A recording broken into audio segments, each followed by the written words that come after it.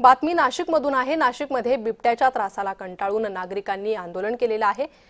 4 वर्षाच्या चिमुरड्यावर बिबट्यानं हल्ला केला होता, ज्यात हा चिमुकला मृत पावला। त्यानंतर नागरिक संतप्त झाले आणि त्यानंतर त्रस्त नागरिकांनी नाशकात मोर्चा काढला। 13 दिवस उलटून गेले या घटनेला, तरीही बिबट्याचा बंदोबस्त न झाल्याने नागरिक संतप्त झाले।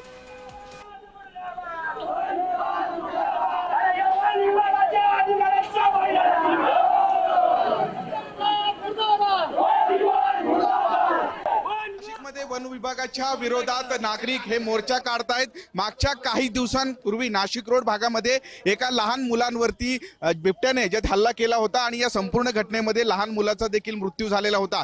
माझ्यासोबत काही हे मोर्चाकारी आहेत, त्यांच्याशी आपण या सगळ्या संदर्भात माहिती विचारूया।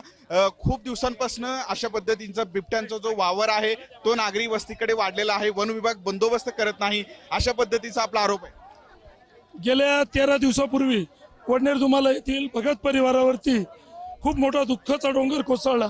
त्यांच्या घरातील आयुष हा 3 वर्षाच्या बालकाला बिबट्याने अटॅक केला आणि बिबट्याने त्याला ठार केलं।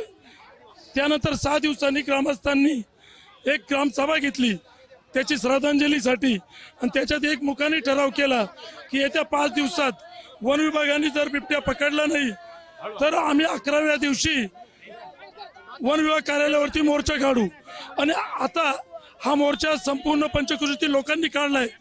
एवढं करून जर त्यांनी बिबट्या पकडला गेला नाही तर पुढचा मोर्चा हा वन मंत्र्याच्या घरावरती असेल। विभागाने बिबट्याला जेरबंद केलं नाही म्हणून आज हे सगळे लोक जे आहे ते वन विभागावरती एकूणच मोर्चा काढलेला आहेत। किरण गोटूर, जय महाराष्ट्र न्यूज, नाशिक।